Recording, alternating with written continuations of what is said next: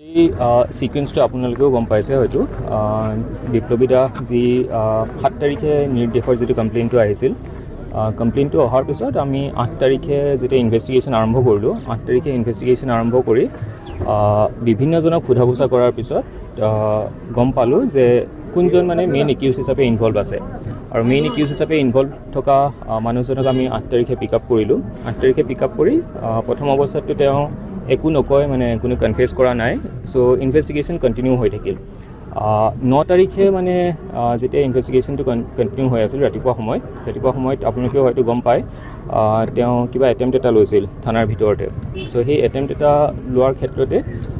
তেওঁক দেখা পালে আমাৰ পুলিচ পাৰ্চনসকলে দেখা পাই পেলাই মেডিকেল কৰাই পেলাই তেওঁ এতিয়া মেডিকেলত ভৰ্তি হৈ আছে সো সেই গোটেই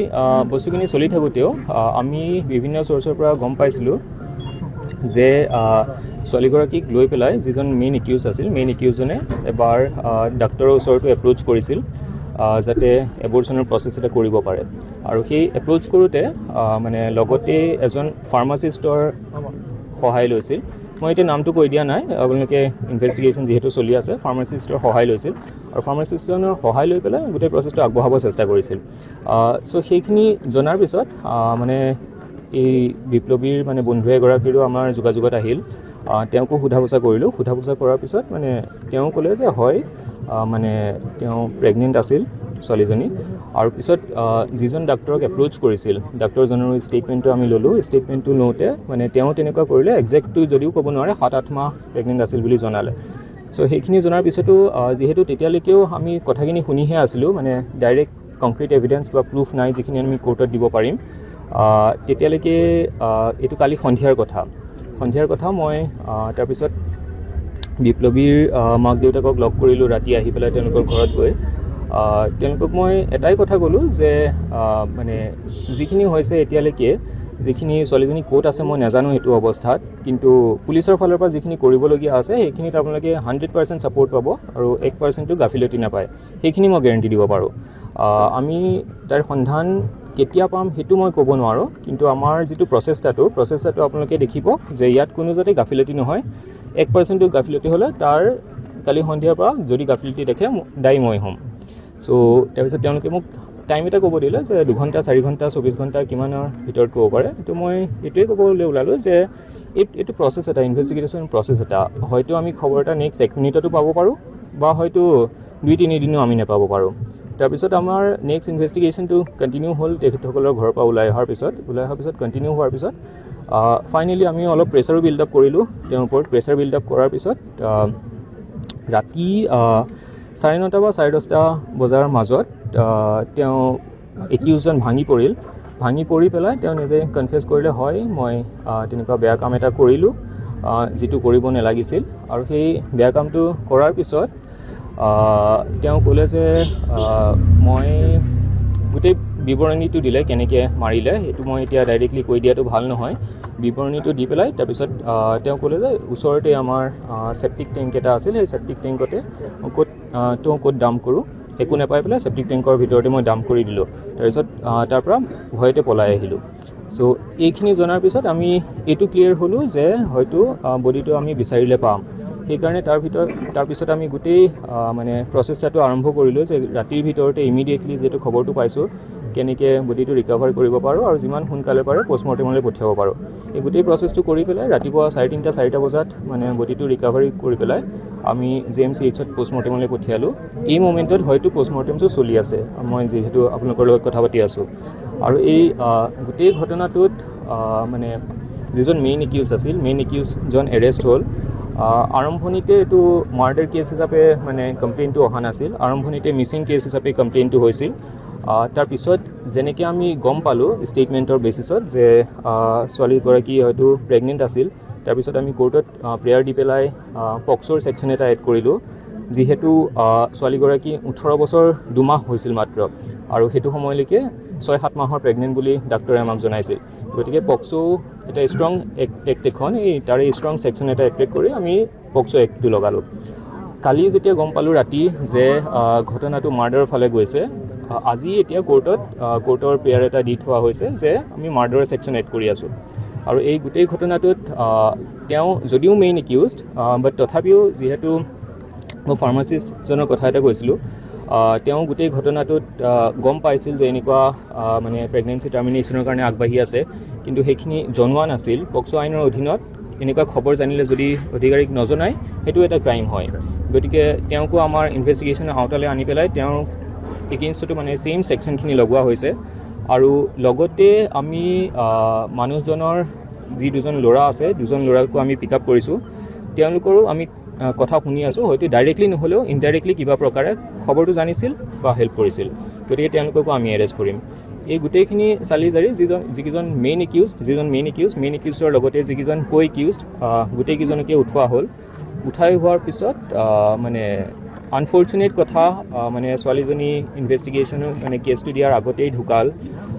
মানে হয়তো থকাহেঁতেন আমি বিচাৰি পালোহেঁতেন, কিন্তু তেওঁৰ ডেড বডিটো ৰিকভাৰী কৰা হ'ল কালি। আৰু কালি মই এটা কথা গম পালোঁ যেতিয়া এই পৰিয়ালৰ ঘৰত গ'লোঁ কালি সন্ধিয়া ৰাতি, ভাৰপ্ৰাপ্ত বিষয়া তিতাবৰ থানাৰ তেওঁৰ এগেইনষ্টত মানে আমাৰ পাব্লিকৰ ৰাইজৰ হয়তো কিছু কমপ্লেইন আছে। আৰু কমপ্লেইনখিনি এনেকুৱা আছিল যে মানে বিহেভিয়াৰ ভাল নহয়, ব্যৱহাৰ পাতি ভাল নহয় মানুহৰ লগত। কিছুমান কেছ আহিলে ইমিডিয়েট ইনভেষ্টিগেশ্যনটো আৰম্ভ কৰি পিছুৱাই থাকে। সেই হিচাপে 2-3টা উদাহৰণ দিলে মোক। এক্সিডেণ্ট কেছ এটাৰ উদাহৰণ এটা দিছিল, আৰু এটা উদাহৰণ দিছিল হয়তো আজি এমাহমানৰ আগত ছোৱালী এজনীৰ তেনেকুৱা ছুইচাইড কেছ এটা হৈছিল। চ' এইখিনি উদাহৰণ যেতিয়া মোক দিলে তেতিয়া মই আমাৰ ছিনিয়ৰ অফিচাৰসকলকো সুধিলোঁ কি কেছ হৈছিল। তেওঁলোকে মোক ছেইম কথাখিনি জনোৱাৰ পিছত মই ৰাতিয়ে তেওঁক ৰিজাৰ্ভ ক্ল'জটো কৰালোঁ। ৰিজাৰ্ভ ক্ল'জ কৰাই পেলাই আজি ৰাতিপুৱা মই আমাৰ গুৱাহাটী হেডকোৱাৰ্টাৰৰ লগত কথা পাতিলোঁ। মেইনলি DGP ছাৰৰ লগতে মই কথা পাতিলোঁ। ছাৰক ক'লোঁ যে ছাৰ এইখিনি অভিযোগখিনি আছে মানে ৰাইজৰ, কি কৰা যায়। তেতিয়া ছাৰে ক'লে যে তুমিতো ৰিজাৰ্ভ ক্ল'জ কৰিছা, ঠিক আছে, এইখিনি তোমাৰ কেপাচিটিত কৰিছা, কিন্তু তাৰ এগেইনষ্টত তুমি পাব্লিকসকলক জনাব পাৰা যে ডিপাৰ্টমেণ্টেল এনকুৱাৰী এটা অলৰেডি আৰম্ভ কৰা হৈছে। ডিপাৰ্টমেণ্টেল এনকুৱাৰীটো মই মোৰ ফালৰ পৰা ডিষ্ট্ৰিক্টত আৰম্ভ কৰাব নোৱাৰোঁ, এইটো হেডকোৱাৰ্টাৰৰ পৰা আৰম্ভ হয় মানে ইনস্পেক্টৰ লেভেল অফিচাৰত। চ' সেইখিনি আমাৰ ফালৰ পৰা আগবঢ়াই আছোঁ। আৰু বাকী আপোনালোকে দেখিছে নতুন OC এজন অলৰেডি ইয়াত এলট কৰা হৈছে।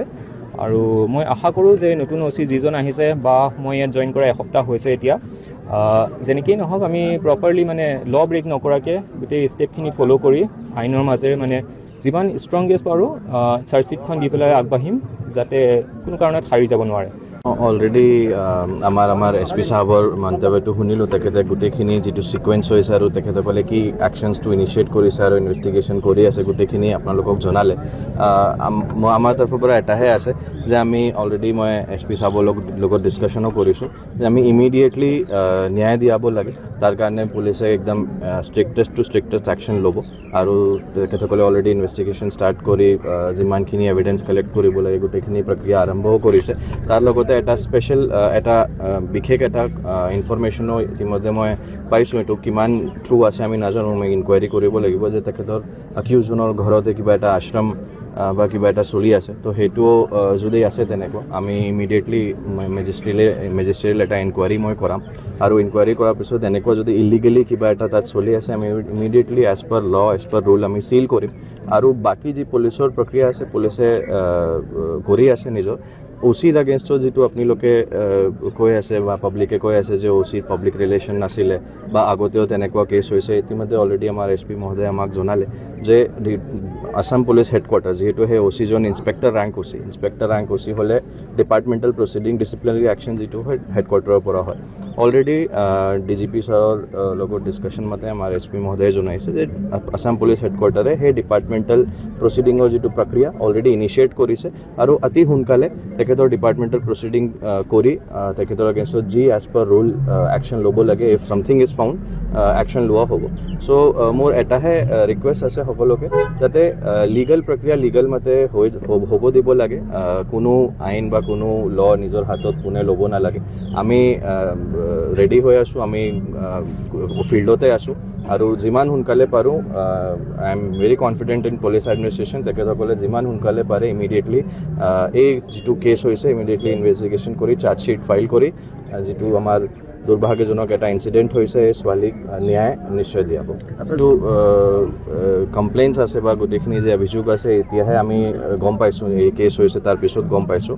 মই যেনেকৈ আপোনালোকক ক'লোঁ সেই আশ্ৰমৰ বিষয়ে যে আমি এটা মেজিষ্ট্ৰিয়েল ইনকুৱাৰী কৰিম, সেই মেজিষ্ট্ৰিয়েল ইনকুৱাৰী যিটো এম্বিট হ'ব তাত যিমানখিনি এলিগেশ্যনছ আছে গোটেইখিনি এলিগেশ্যনছ আমি ইনকুৱায়াৰ কৰিম আৰু তাৰ এগেইনষ্টত যি আমি ইলিগেল পাম তাৰ এগেইনষ্ট আমি বিহিত ব্যৱস্থা গ্ৰহণ কৰিম।